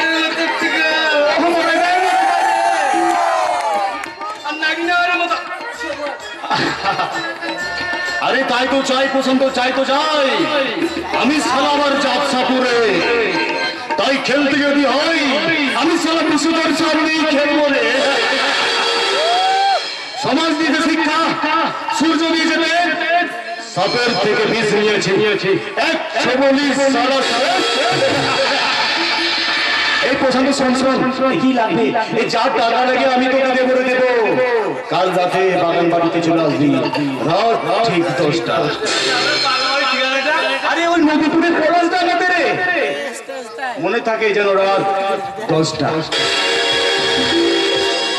আপনি চিন্তা করবেন না স্যার, আমি কালই আপনার জন্য একবারে জ্যান্ত ইলিশ না হাজির করবে। তবে স্যার একটা কথা বলছিলাম, ওই সঠিক দাম না দিলেন না ইলিশ জানি। আরে দেবো রে বলবে না। আচ্ছা ঠিক আছে, এক কাজ কর, তুই চলে যা, কালকে টাকা পেয়ে যাবি, মনে থাকে যেন রাত 10টা। ওকে বলছি কি খাবার চিন্তা করছি বাবা না পাতুরি আমি কেটে পড়ি। আরে স্যার এই না হলে ভাগ্য, কি ভাগ্য আমার রে, দেখ দেখ ভরা ভাদরের ইলিশ। দুর্ভাগ্য। আরে ঠিক বলেছেন কাকা বাবু, আপনি ঠিক বলেছেন, সত্যি আমার দুর্ভাগ্য, আমি আপনার জন্য এত কিছু করছি কিন্তু অথচ আপনি আমাকে চিনতেই পারলেন না। আমাকে ডেকেছেন কেন বলুন? কিরে স্বপন, কাকা বাবুকে তুই কিছু বলিসনি? আরে উনি তো আসতেই চাইছিলেন না, ওনাকে জোর করে নিয়ে আসতে হলো। আরে আরে কথাগুলো বলো, কখন বলো এখন। আরে কাকা বাবু আপনি আমার প্রতি রেগে আছেন কেন? আরে শুনেছেন তো ওই ফুলকিকে আমি প্রকাশ্য দিবালোকে হাট খোলাতে আমি ধর্ষণ করেছি। এই কথাগুলো বলার জন্য কি তুমি আমাকে এখানে ডেকেছো রাস্কেল কোথাকার? আমি বিশ্বাস করুন কাকা বাবু, আমি বিশ্বাস করুন, আরে আমি নিজের জন্য ফুলকির জীবন নিয়ে ছিনিমিনি খেলেননি, আরে খেলেছি আপনার জন্য। আপনার জন্য? আমার জন্য মানে? আরে হ্যাঁ আপনার জন্য। কিছুদিন বাদে পঞ্চায়েত ভোট, আপনি ভোটে যাচ্ছেন, এবার ভাবুন, আরে নির্বাচনের আগে সিদ্ধার্থর সঙ্গে ফুলকির বিয়েটা সেরে ফেলুন, তারপরে ধরুন একটা ধর্ষিতা মেয়েকে বৌমা হিসেবে মেনে নিচ্ছেন বলে পাবলিকের কাছে আমার ইমেজ তৈরি হবে। তারপর পাশে বসিয়ে স্টেজে বক্তৃতা দিন, জিপে করে গাড়িতে ঘোরান, দেখবেন বিপদের প্রাতে আমাদের টিকতেই পারছে না, সব ভোট আপনার বাচ্চিনি পড়বে। একটা ফুলের মতো নিষ্পাপ মেয়ের ভবিষ্যৎ নষ্ট করে দিয়ে তুমি আমার ভবিষ্যতে আলো জ্বালতে চাইছো রাস্কেল। চাইছি আপনি বাঁচলে বাপের নাম, আপনার টাকা হবে, গাড়ি হবে, বাড়ি হবে। আপনার ছেলে এখন একজন সাংবাদিক, আপনি জিতলে আপনার ছেলে একজন খবরের কাগজের মালিক হবে। আরে আপনার মা ভালো মন্দ খেতে পারবে, বৌমা ভালো মন্দ খেতে পারবে। এই ধরুন এই ঠাকুমা মানে আপনার মা যদি মারা যায় তাহলে ভালো করে দুর্গা পুজোর মতন ঘটা করে শ্রাদ্ধ করতে পারবেন। বিলাস, এক কথায় খরচাকার আমার, আর রোজগারকার আপনার। আপনি খরচ করবেন? আরে করবো রে শ্রবণ, করবো। আমি কাউকে কথা দিলে রে কথার খেলাপ করি না রে। আরে পোস্টার, ব্যানার, ক্যাডার, গাড়ির তেল, স্টেজ, আরে সব খরচা আমি দেবো রে, আমি দেবো।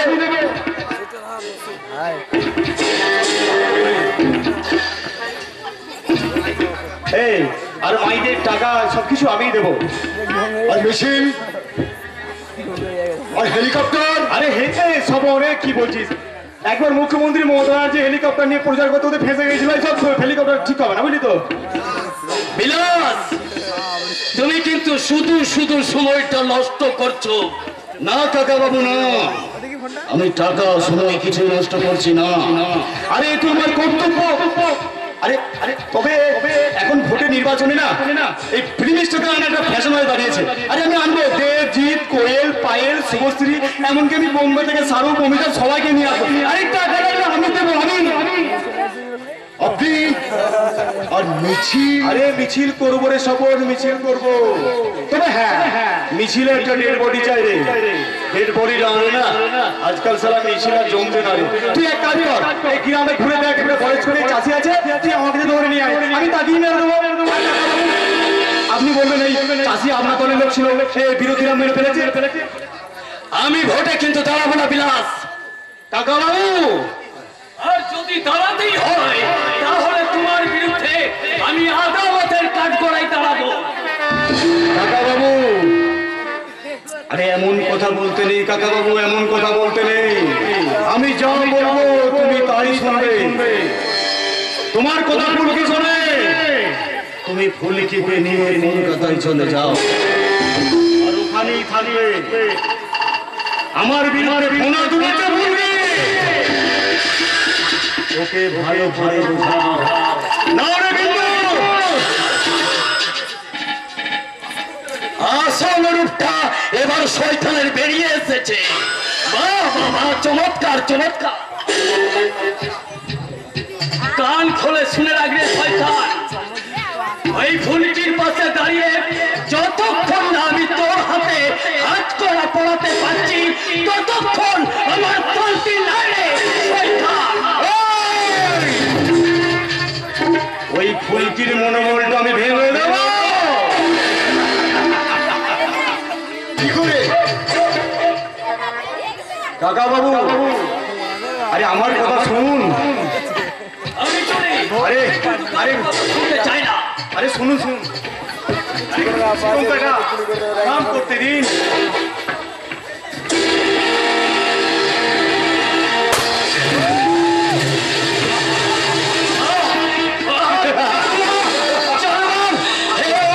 ভগবান আছে চলবান। আরে কেউ নেই, কেউ নেই, শুধু আমিও ছিল। হবে রে চলবান, তোকে শাস্তি পেতে হবে।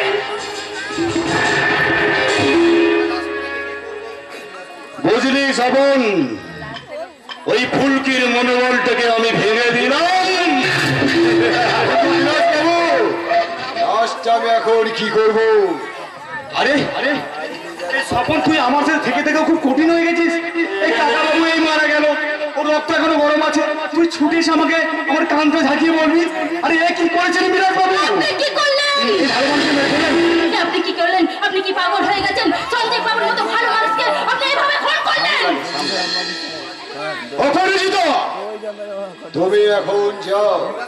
বিলাস বাবুর মাথাটা এখন ঠিক নেই। তুমি চুপ করো। দিনের পর দিন ধরে আমি অনেক কিছু সহ্য করেছি, তার মানে এই নয় যে চিরটা কাল আমি অন্ধ কিংবা বোবা প্রতিবন্ধী সেজে থাকবো। এসব তুমি কি বলছো অপরাজিতা? আরে আমি এত যা কিছু করছি কার জন্য, এত পাপ করছি কার জন্য? শুধু তোমার জন্য। আমার জন্য? হ্যাঁ অপরাজিতা, হ্যাঁ। আরে আমি সব তোমারই জন্য করছি। আমি ওই তিস্তাকে ডিভোর্স করে তোমাকে বিয়ে করবো। আমি যদি বিয়ে না করি? আমি কে মেরে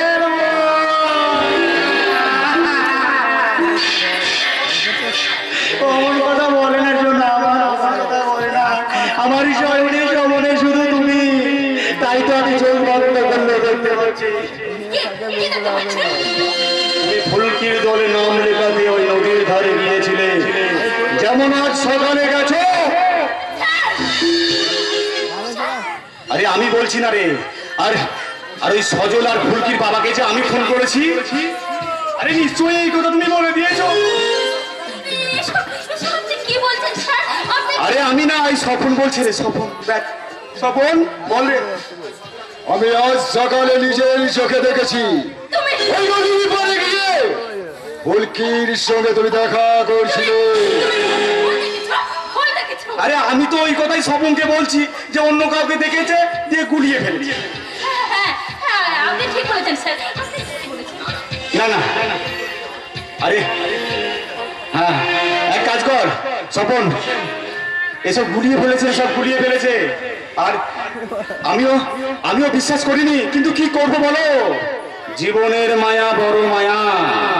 ওর পুরোপুরি ওর কথাটা তো অবিশ্বাস করতেও পারছি না ডার্লিং। স্যার, আপনি কি ঠিক করবেন? আমি ওপর থেকে নিয়ে আসছি। আমার কাছ থেকে পালাতে চাইছো সোনা? না মানে আমাদের ভালোবাসা চিরদিন রয়ে যাবে।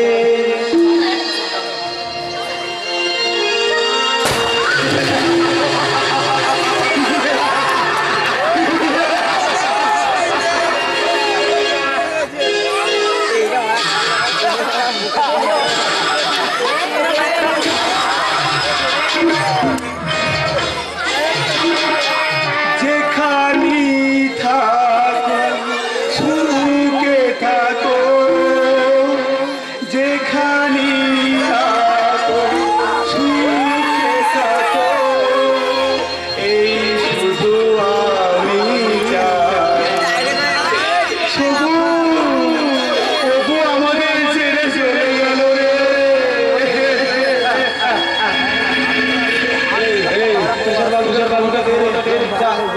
ওকে তাড়াতাড়ি আসতে বল। যা যা। ঠিক আছে। দুটো মার্ডার মানে দুটো চার, এবার 6 মারবো, 6। এই তিস্তা তিস্তা তিস্তা, আমাকে তুমি বাঁচাও তিস্তা, আমাকে তুমি বাঁচাও। আমি রাগের মাথায় না একটু করে ফেলেছি তিস্তা। হ্যাঁ তিস্তা দেখো, এই দেখো, এই দেখো। তুমি আমাকে বাঁচাও তিস্তা, বাঁচাও। আমি রাগের মাথায় না এই সঞ্জীব বাবু আর অভিযোগে খুন করে ফেলেছি। সামান্য কুকুর বেড়ালকে খুন করতে যে মানুষদের বুক কাঁপে, আর তুমি দুটো জ্যান্ত মানুষকে খুন করে ফেললে। কেন কেন খুন করলে বলো? কেন কেন খুন করলে? তিস্তা আমি ভুল করেছি। দেখো এই পিস্তলটা দিয়ে আমি ওদের খুন করে ফেলেছি। দেখো আমার রাগ আমার জীবনটাকে শেষ করে দিয়েছে তিস্তা। তাই তুমি প্রায়শ্চিত্ত করতে চাই, সমস্ত পাপের প্রায়শ্চিত্ত করে ভালো মানুষ হতে চাই।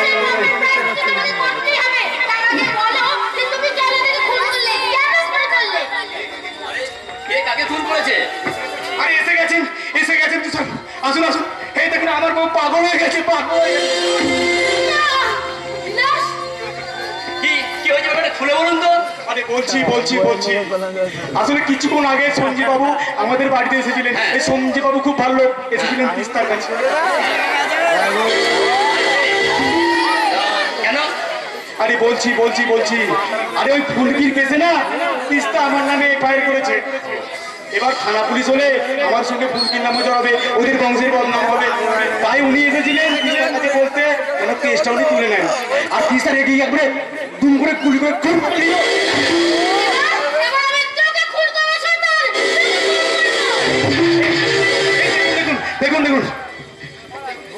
দেখুন নিজের চোখে দেখুন, আমার গুলি করতে যাচ্ছিল।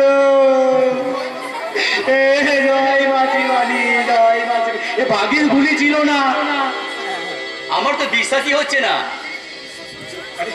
আমার নিজের কি বিশ্বাস হচ্ছিল তুষার বাবু, আমার খুব কষ্ট হচ্ছিল। এই দেখুন এখানে দাঁড়িয়ে ছিল সঞ্জীব বাবু আর ওখানে ছিল তিস্তা।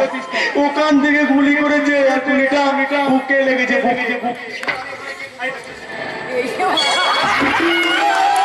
আমি প্রতিবাদ করতে যাই, কেউ গুলি চালায় আর আমার আমাকে এইভাবে করে আর পিঠে গুলি পিঠে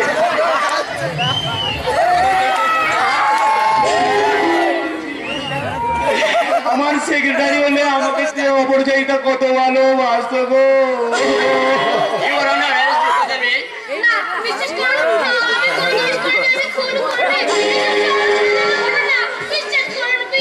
চলুন, আপনার যা বলা আছে আপনি আদালতে গিয়ে বলবেন। হ্যাঁ বলবোই তো, আমি সব কথা ওই আদালতে গিয়ে নিশ্চয়ই বলবো। এসব ওর সাজানো নাটক, ওই শয়তানটাই ওদেরকে খুন করেছে। তিস্তা চিন্তা করো না, তুমি আমাকে ভালো না বাসলে তোমাকে আমি কোনোদিনও বলতে পারবো না।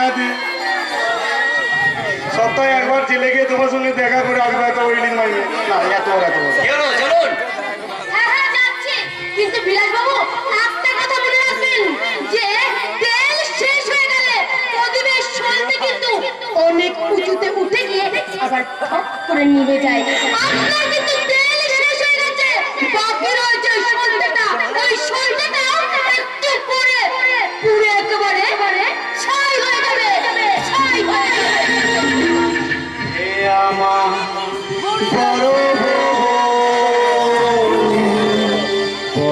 আদরে তুমি আমার বড় আদরে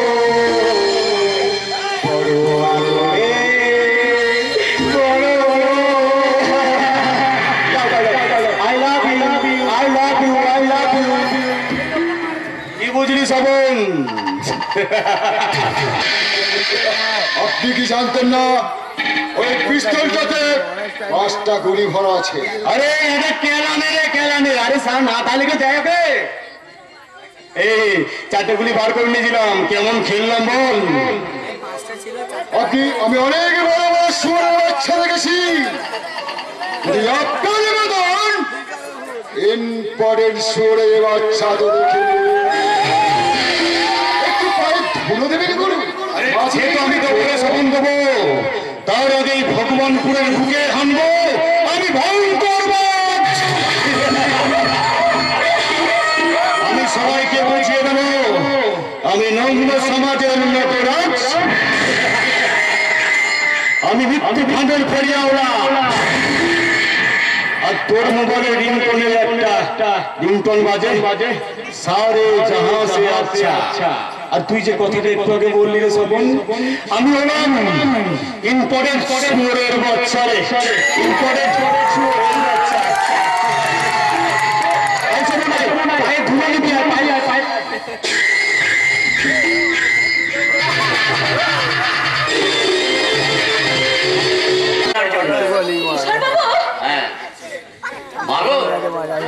তোমাকে ছেড়ে অনেক দূরে চলে গেছে, তোমার এই আরেক ছেলে তুষার পাল ভালো হয়ে আবার তোমার কাছে ফিরে এসেছে গো মা।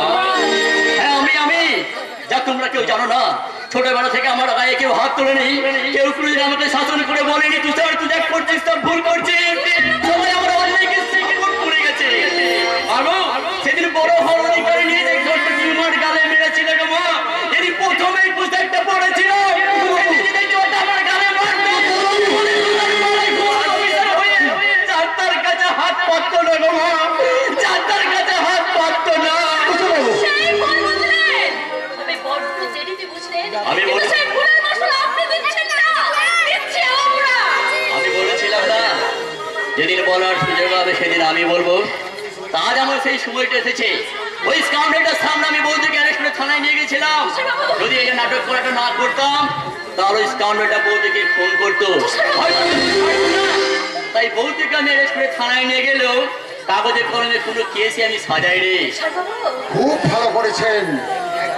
এক গলা গঙ্গার জলে দাঁড়িয়ে যদি কেউ বলতো আমরা কেউ বিশ্বাস করতাম না যে বৌদি খুন করেছে। সিদ্ধার্থ, এত বছর পুলিশের চাকরি করছি, খুনটা কে করতে পারে কে করতে পারে না সেটুকু বোঝার ক্ষমতা আমার আছে। তাই ওই জ্যোতিগৃহে আগুন লাগাবার পূর্বে ওই জ্যোতিগৃহ থেকে এই মন্দিরে প্রতিষ্ঠিত করলাম। সেই ভুল বুঝলেন, তবে বড্ড দেরিতে বুঝলেন। সেই দেরি করে মশলা ফিরে আমরা দিচ্ছি আমরা। আমি জানি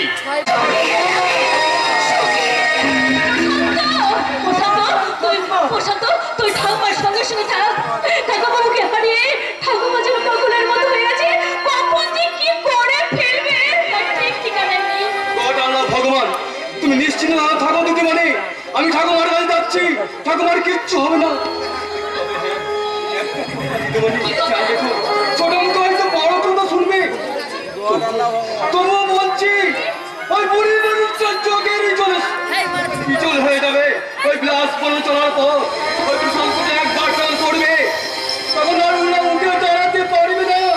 আমি মজা দেখে গজা হয়ে যাবে, গজা হয়ে যাবে।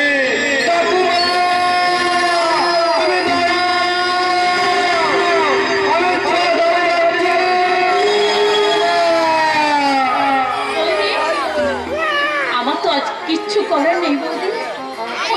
আমি জানি তোমার ভীষণ কষ্ট হবে, তুমি ভেঙে পড়বে, তাই বলতে বাধ্য হচ্ছে তোমার স্মৃতিতে চওড়া করে পড়া সিঁদুর তোমার কপালে উচ্চারণ করছে সিঁদুরের টিপ শোভা বাড়ানোর জন্য তোমার হাতের শাখা পড়া এবার তুমি ভেঙে ফেলো। তুমি ঠিক বলেছো, আমার স্বামী এখনো বেঁচে আছে তাই আমি জানি, কিন্তু সবার আগে আমার স্বামীকে মৃত ঘোষণা করার জন্য এই দেখো আমি আমার আষাঢ়ের আঁচল দিয়ে আমি আমার শীতের সিঁদুর মুছে হাতের শাখা পড়া সব খুলে ফেলে। তুই দেখিস বলবি, তুই দেখিস আজ এই বিলাসী বলে চেষ্টা একটু একটু করে সব ধ্বংসের মধ্যে নেমে আসবে। তুই দেখে নিস, বলকে দেখে নিস ওই বিলাসী কোনোদিন এই সরকারের হাত থেকে রেহাই পাবে না, কোনোদিন রেহাই পাবে না।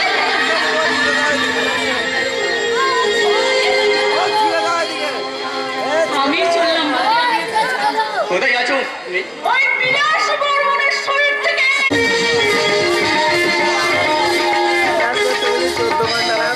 কতক্ষণ লাগবে?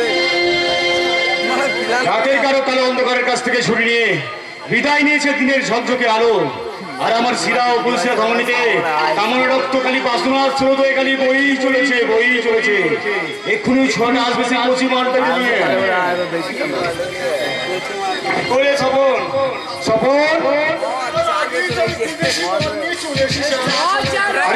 আরে সফল এই জন্য তোমার এত ভালো লাগে না সফল?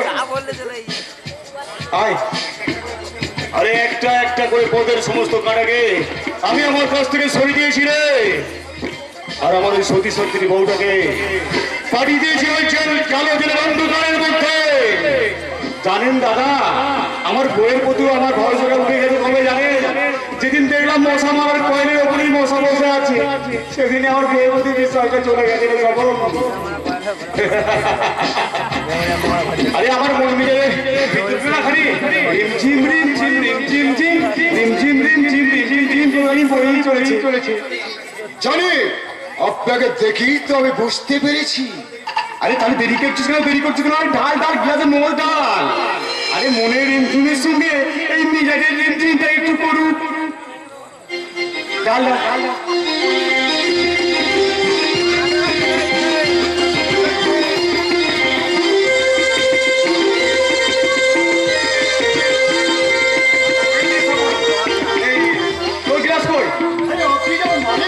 আর খ্যাপা তুই আমার আপনজন দেখ।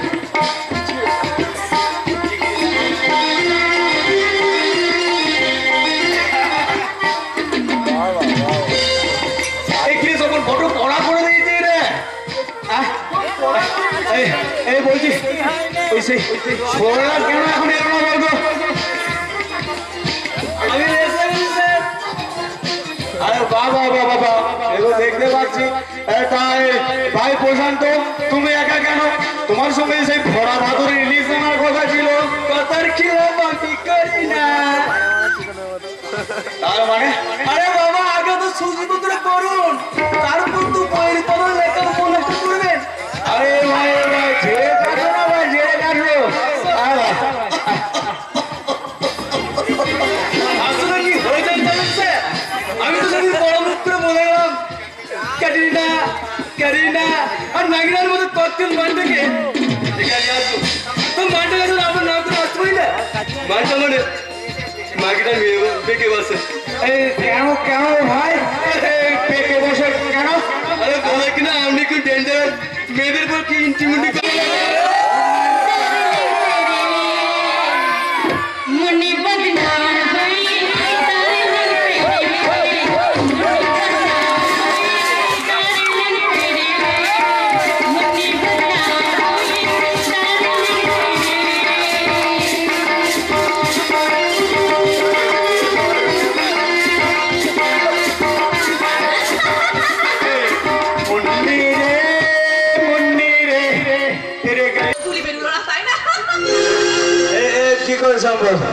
আবার পিছন থেকে গুলি মারবে লোকে।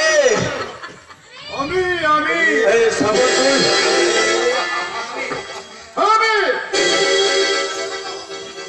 আপনার হাতে হাত মিলিয়েও কাজ করেছি, কিন্তু আপনাকে চিনতে আমি ভুল করিনি। আজ পর্যন্ত যা কিছু করেছি আপনার কথা দিয়ে করেছি। সারতে শিক্ষিকার বাবুকে ফাঁসি দিতে চেয়েছে, যেমন করি হোক এবং আমাকেও যেমন করে কর্মচারীকে ফাঁসিয়েছে, আমার মতো কর্মচারীকেও ফাঁসিয়ে দিতে চেয়েছে। সবল তুই আমার সঙ্গে বিশ্বাসঘাতকতা করে বললি?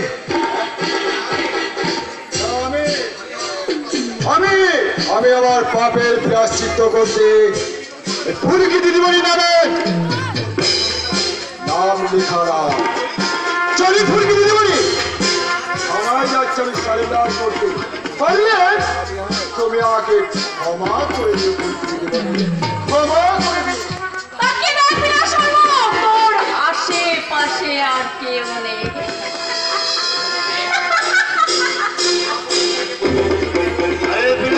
বন্ধুকে বাঁচাতে জানা রে বলবি।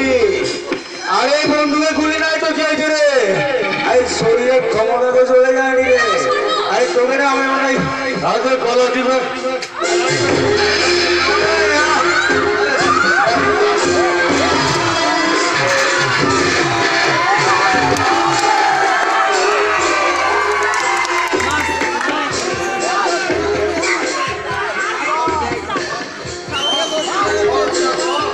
কেন তুই আমার কথাটা আমার কাছ থেকে কেটে নিলি? বল বল, বল।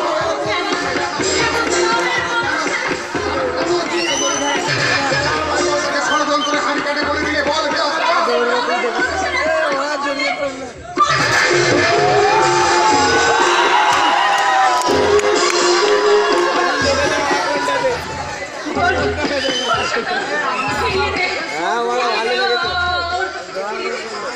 আমার সম্মান ফিরিয়ে দে, আমার সম্মান ফিরিয়ে দে। আমার বলে আমি ক্ষমা চাই গেলে থানায় গিয়ে ধরা দেবো আমার মেরো না মেরো না মেরো না ও যে মনুষ্যত্বকে আজ নিজেই হারিয়ে ফেলেছে। আমাকে তুমি বাঁচাও আমি তোমার স্বামী আমি তোমার স্বামী আমি আর দাঁড়াবো। আগে দেখি, আমি বুঝে পাচ্ছি না যে তুমি এখনো বেঁচে আছো কি করে। কিরে, এরপর কি? এখনো আর কত সময় দিবি? বল, অসুর নিধন করার জন্য দেবী দশভুজাকে দেবতারা অস্ত্র দিয়েছিল। তাই আমি আমার স্বামীকে নিধন করার জন্য তোর হাতে অস্ত্র তুলে দিলাম। এতদিন আমি তোমাকে বারণ করেছিলাম, ভুল করেছি। আর তুমি ওই কৃষ্ণাবতীর অস্ত্র দিয়ে ওই বিরাট মণ্ডলকে তুমি খুন করবো।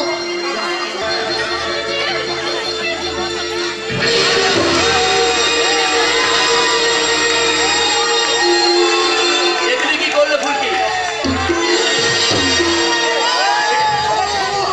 এখানে কি করলে ফুলকি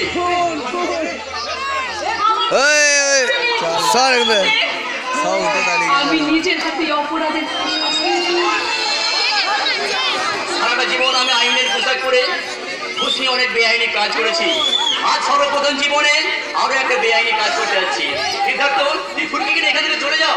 ওরা যে কোনো সময় এসে ফুলকিকে অ্যারেস্ট করতে পারে। যাও সিদ্ধার্থ, যাও।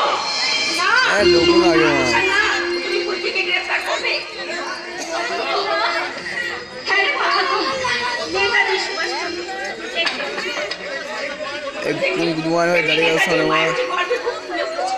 ক্ষুদিরামের ফাঁসি আমি শুনে ক্ষুদিরামের মাও তাও কেমন উল্লাস করেছিল। ঠিক তেমনি আজ তুই জেলে যাচ্ছিস, আমার যে ঠিক একই রকম আনন্দ করতে ইচ্ছে করছে। আমি বলছি আমার দিকে আমি কোশ্চনে জেলে